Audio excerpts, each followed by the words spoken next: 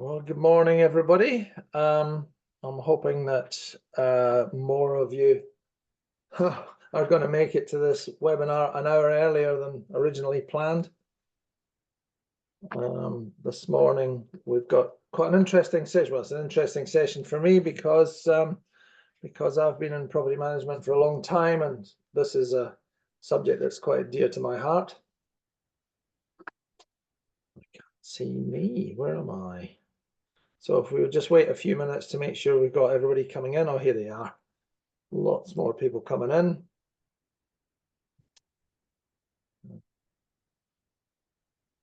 Good morning, everybody. There's a few more, couple of chat questions. Oh, who's this? Tony. 10 a.m. start is good for me. It is. So where are we at? About a few more people still trailing in. So yeah, good morning and welcome, everybody. Welcome to the Residential Property Managers Association webinar series. We operate these webinars, free webinars. We do 10 throughout the year, so kind of one a month, but we don't bother with December or January because, of course, everybody's busy with Christmas and summer and holidays and barbecues and all the nice stuff. So you'll also get access to a recording of this webinar, which you can listen to or watch at your leisure, which I know a lot of people do that too. So today's subject is very dear to my heart. It is personal safety. Should property managers be armed?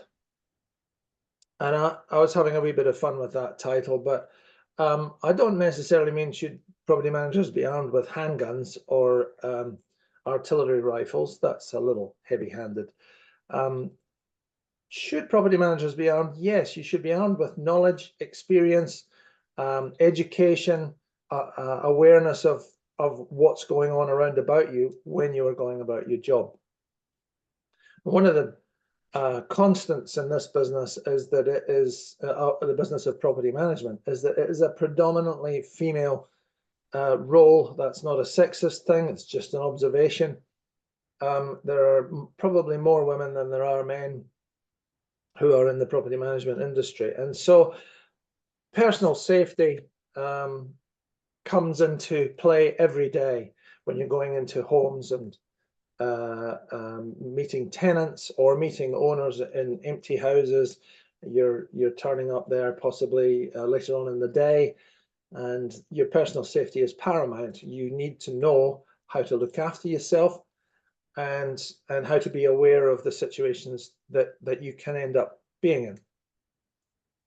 So I've called in an expert, and her name is Rebecca Witt, and Rebecca is from Enos. Many of you will probably have bumped into Rebecca at various webinars and seminars and conferences. So Rebecca has been involved with the property management industry for 15 years as a business owner, as a property manager, and now she wants to impart her experience and her learning to the people that are actually doing the job, that are on the ground and doing the hard yards. So thanks for coming in today, Rebecca. Greatly appreciate your wisdom and education.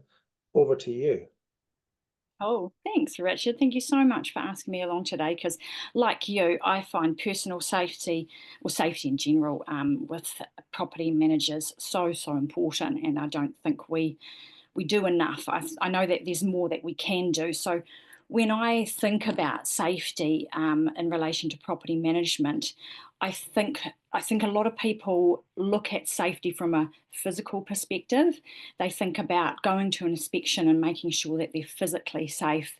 But when we talk about safety, I think it's equally as important to remember that our emotional safety is just as important, and potentially more so impacted in this job than any sort of our physical side of safety would be. Like, I know there's a lot of property managers that have conflicting conversations or have to deal with a lot of confrontation, and that can impact us emotionally on an emotional level, rather than the physical side of things. Not saying that I haven't come across, unfortunately, property managers who have been physically assaulted and that kind of thing, which is not nice. But it is more rare. I think the emotional safety is more what impacts us. So when I talk today about safety in general, I'm gonna touch on all of it because I think all of it is so, so important. So what I will do is I'm just going to share my screen with you guys. Bear with me. So I'm just going to double check with Richard that you can all see my screen. Yes, I can see your screen. No worries. Cool. Okay, so I'm going to start with a wee story because everyone loves a good story. So back when I managed my own business, one of my team members went to complete an inspection. Now, this particular team member had been a property manager for a couple of years, very, very conscientious. And that's something I like to point out too, is I think property managers in general, if you've been in this business for any longer than 2 years, you generally are extremely good at, well, you've got a high work ethic and you want to go above and beyond for your job because you just really care. And sometimes I think that can potentially put us in situations that we probably shouldn't be in. But anyway, back to my story. This particular property manager was, yeah, very conscientious, amazing work ethic, went along to complete an inspection. Now, when she rocked up to the property, there was no cars in the driveway.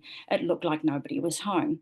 So she went, knocked on the door, nobody answered, door was locked, used her key to get in. And as she went through, she made the obvious noises that you would just to double check that nobody was home. And for all intents and purposes, nobody was home. She was pretty confident that that was the case.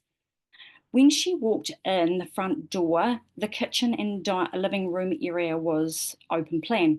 And she immediately saw on the table a gun with ammunition sitting next to it.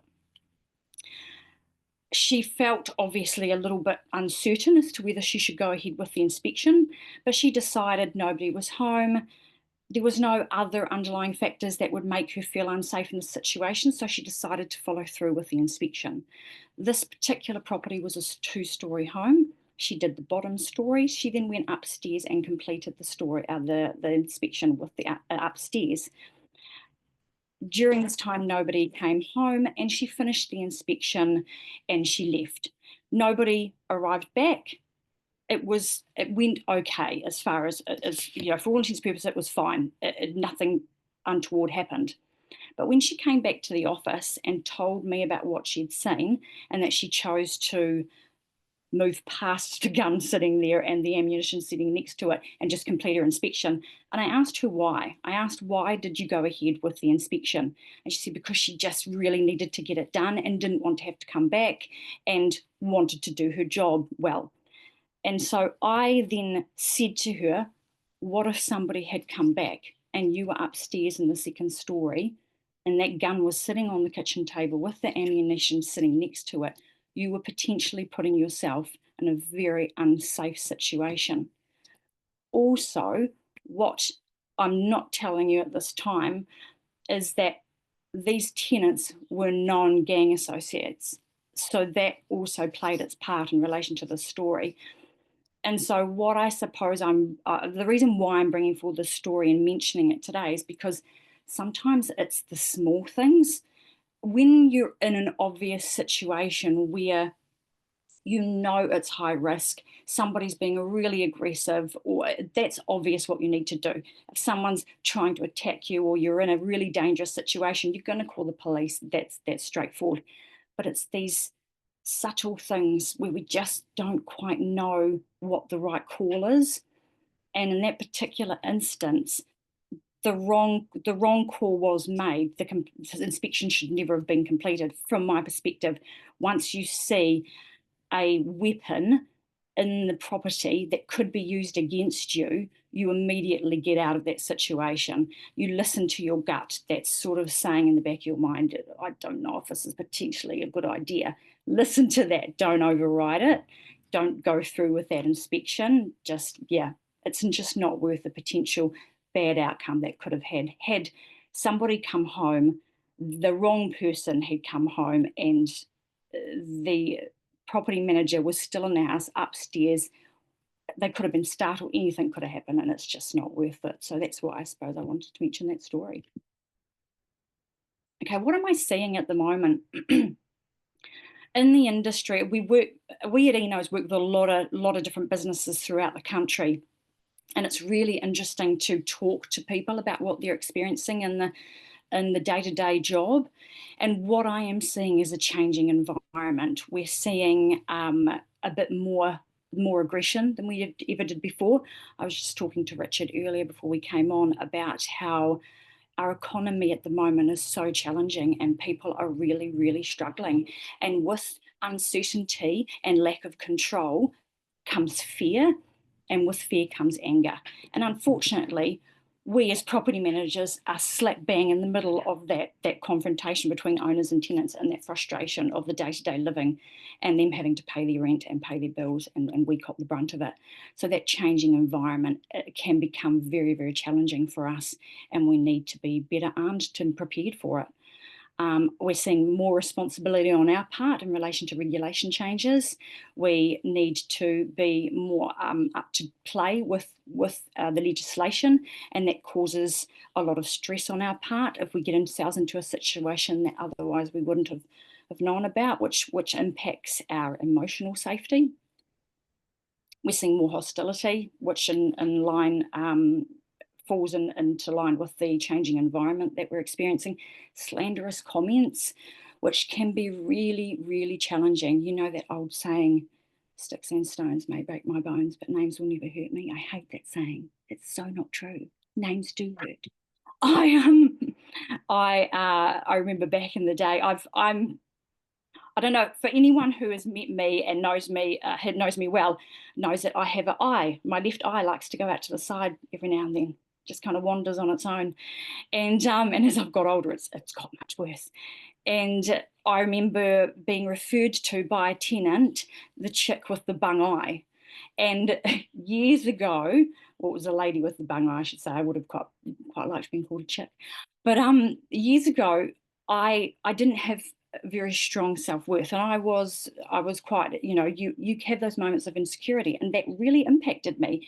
And now I couldn't give a shit, but back then that was really difficult for me to hear that. And when it's a one-off comment, maybe not so much, but when you're being called things like a Nazi or racist, which I've been called before. And it's very, very challenging, and it takes its toll, especially when it's chipped away on a regular basis all the time, little jibs and jabs here and there. I'm seeing intimidation big time in relation to tenants and owners intimidating property managers to try and get what they want out of the situation, and that is also taking its toll on our emotional safety. Impatience. We are now in a society which is a 24/7, I want it right now and I'm not prepared to wait for it kind of environment. And so with that comes impatience if people aren't getting their needs met instantly. So that once again puts pressure on us. Aggression, and of course keyboard warriors. We all know that a lot of what we have to do, we have to note things that take place, which means a lot more emailing than phone conversations. And even though I'm a huge advocate for getting on the phone and having that conversation, because 9 times out of 10 that will defuse the conversations and make generally sort of ease things, but that can be hard for us emotionally to pick up that phone and make that conversation knowing that we're going to get that potential aggression on the other end of the line. But we are getting, with the emailing back and forth, that's so very easy for things to get out of control, and that can really impact us because that the emotion behind the words is lost, and you're just getting that, it's just so that I suppose, oh, excuse my phone, that aggression through the computer, and it tends to escalate so very quickly when it just doesn't need to. Personal boundaries. I wanted to bring up personal boundaries because I think in relation to our emotional safety, that's really, really important. But also as far as physical safety goes, if we put some solid boundaries in place that can mitigate us getting into a situation which can become unsafe. For example, don't make friends with your clients. I see so many property managers who will become friends with their tenants, go out and have a drink with them, you know, become friends with their owners, go and have cups of teas and coffees. And that's great for building that relationship, but make sure you're very clear about what that relationship looks like and make sure those boundaries are in place, because that will protect your emotional safety, and for a lot of you in relation to tenants, your physical safety as well. Stick to the 9 to 5 working week. There's one property manager I was locuming for a couple of weeks back, and I was, for whatever reason, won't get into the details of it, going through her phone, looking for the evidence I was looking for, and I found she was messaging a tenant at 2 a.m. in the morning. 2 a.m. in the morning. I mean, that's nuts. I couldn't believe it. That's what I mean by that high work ethic. That is going above and beyond, which is so impressive. But at the same time, it's so impactful on your emotional safety and your stress levels. You should be able to switch off. So try to stick to that 9 to 5 working week. Get that gym session in, whatever that de-stressor looks like for you. For me, it's going to the gym. I smash it out on the weights and I get all my frustrations out on that. And then that's protecting my emotional safety by having that outlet. Zero tolerance for bad behavior. There is, I think, in this industry, and even an adjudicator said it to me at one point, it's expected that we as property managers should have to deal with some form of violence, which is completely unacceptable. It's just, we don't deserve to be sworn at. We don't deserve to be intimidated or put in a situation which makes us feel unsafe. That's not what we rock up to work for each day. We rock up to work to help people and do a good job and build relationships, not to be put in unsafe situations. And the last one, which to me has just become so important, especially over the last couple of years, know your worth. When you know your worth and your self-worth is strong, you don't tolerate that bad behavior and you don't put up with those unsafe situations because you know that you're worth more than that. A lot of businesses that I meet with and talk to don't have solid safety plans. They do the typical health and safety policy, which is like, the thick book that sits on the shelf building that dust that nobody reads. It's have a conversation with your team and look at putting together an actual safety plan that is relevant, that is something that is workable, that is not pages and pages and pages long. It can be really simple. All you need to do is identify risk factors like inspections, or the office could be a potential risk factor as well. Dogs. Develop and record safety protocols. Provide training like self-defense. That's a huge one for the physical safety side. I once talked to a business who once a year got all of their team together and they did a self-defense course. And it not just helps you with the feeling like you can better prepare yourself if you were put in an unsafe, physically unsafe situation, but it actually also helps boost your self-worth and your emotional safety because you feel better prepared if something really untoward was to happen or you were put in a corner where you felt you couldn't get out of it. You have that, so it's education around how to defend yourself if it got to that. Who to go to for support, that would be included in your safety plan. An EAP service, Employment Assistance Program. So they are there just to provide any form of counselling. Sometimes we as property managers, when we get those constant unsafe sort of feelings and little things, little jibs and jabs that happen over time, we can become quite anxious and it can take its toll and we get a little PSD, post-traumatic stress, and from situations that can occur. And just to have a counsellor just to talk to once or twice, just to offload, can be a huge help. Create a culture of safety. Make it a priority that you as a business talk about these things, talk about what you're experiencing. There was one property manager I've spoken to lately who's just been called a Nazi, and that was not nice for her. If you know her and you know the type of person that she was, I mean, that's not nice for anybody, but she was so, so far from anything like that. She's the most beautiful person inside and out. And that really impacted her, and nobody discussed it. And she found that really challenging. Hold everyone accountable. Just talk those things through. So here, I just wanted to put in my little slides some services that you can call upon. So these are all services that are free, basically. You can just give them a call and say what you're struggling with. It's for you as a person, as a business, for your team to call on. And even if you're noticing that your tenants or owners or somebody else is struggling too, you can offer these, suggest these services to them as well. The link down below, the familyservices.gov, I went on that recently. It's really brilliant. It's so detailed and it's got so many cool ideas and places to go. And sometimes it's just knowing where to go to look for that help. We need it.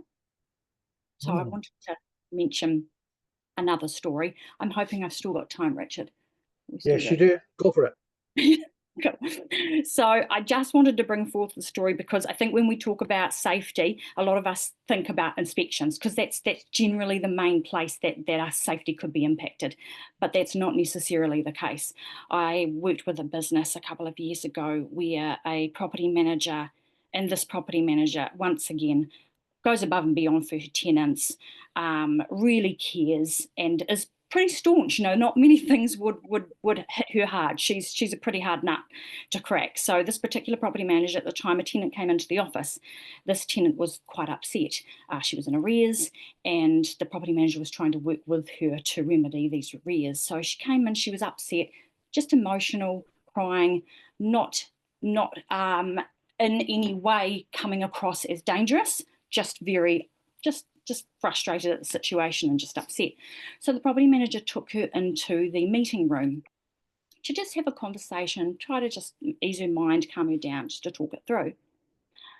Once she shut the door to the meeting room, things changed. This tenant became very aggressive, because the property manager sat down and the tenant stood over her, started verbally abusing her, got very vocal, and very, very intimidating. From what the property manager told me, the tenant started approaching her, was leaning over her, throwing her arms around as she was yelling, to the point where the property manager was absolutely positive it was a matter of seconds until she was going to be physically assaulted. Thankfully, at that point, the general manager heard the commotion, barged into the room, and under no uncertain terms told the tenant to get the hell out of the office. And of course, at the same time, turned around to the administration front desk lady and told her to immediately call the police. Thank God that tenant turned around and immediately left. But that situation left the property manager at the time very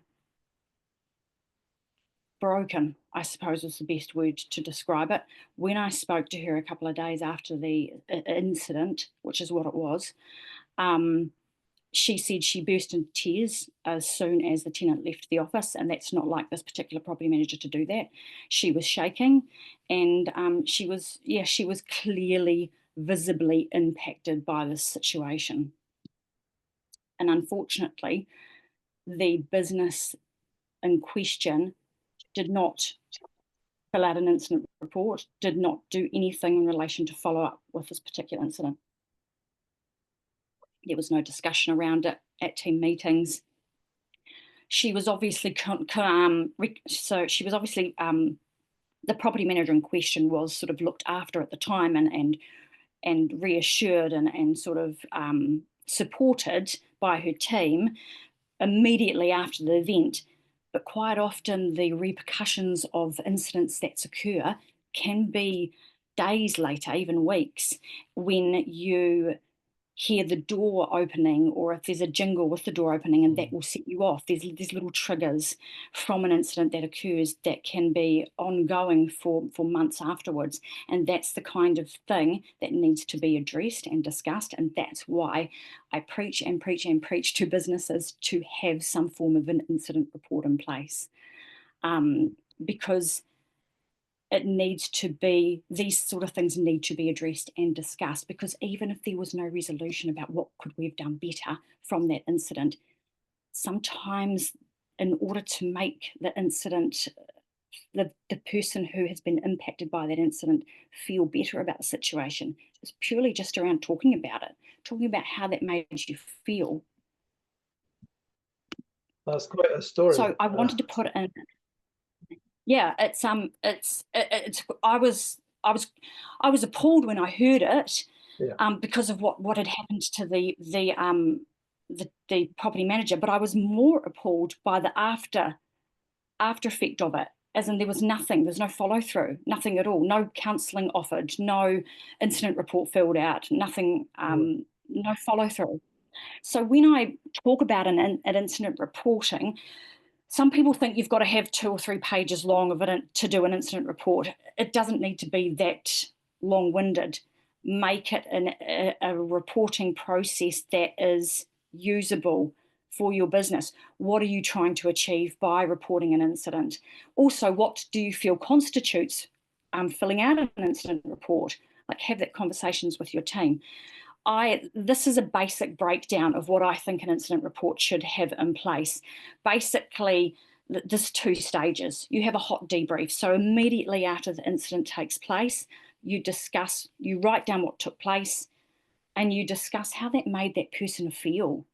Like, what did you feel at that time? Did you feel unsafe? Did you feel threatened? Do you feel anxious? Just really talk out what took place. And then what's most important is the cold debrief a week or 2 later, or a follow up with your team to discuss it as a team, if the obviously person who's been impacted feels okay to be able to do that in a team environment, or just have that cold debrief with that person one-on-one.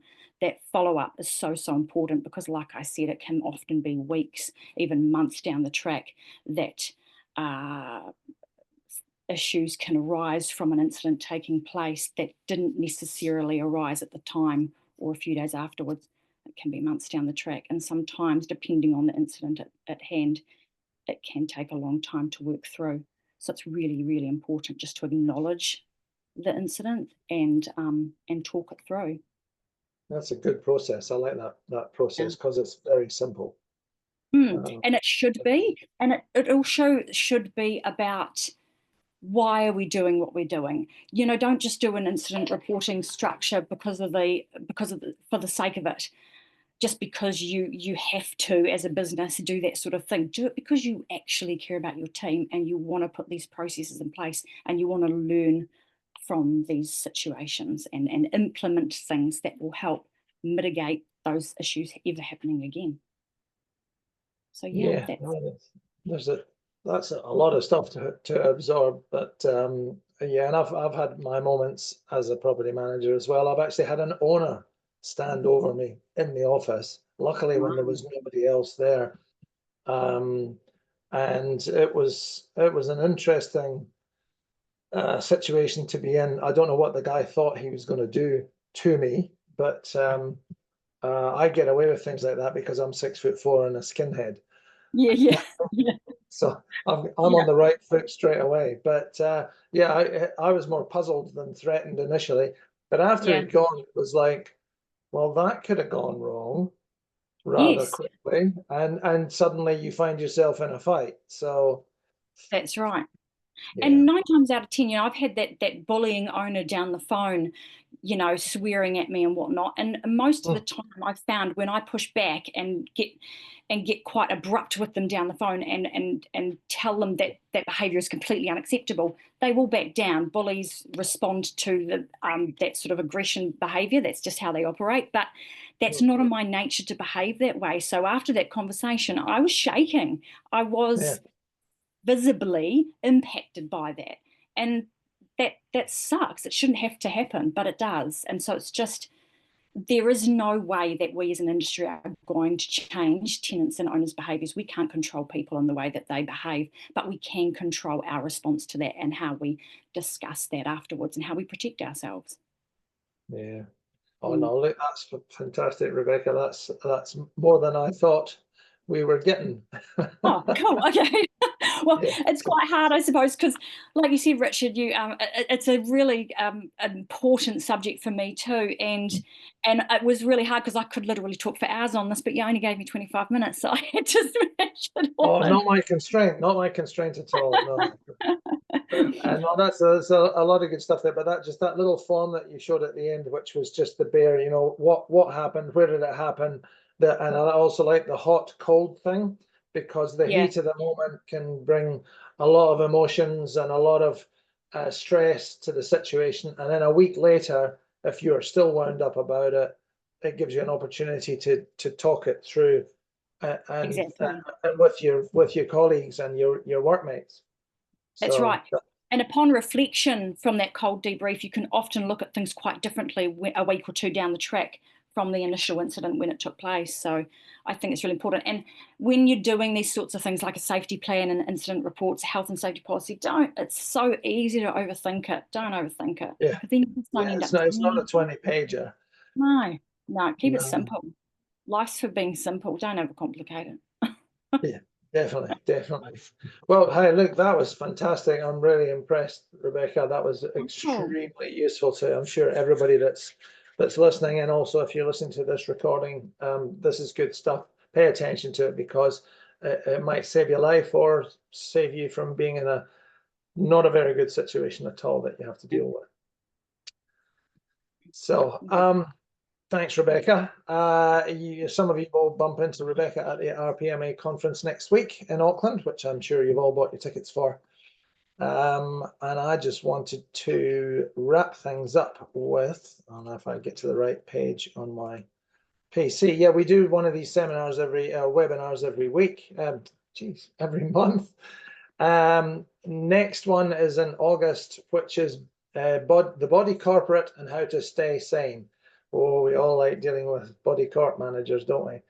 So yeah, I will be looking for volunteers for that one as well. But thanks for coming along to today's personal safety webinar. Thanks again to Rebecca, and we will see you next time in August, hopefully.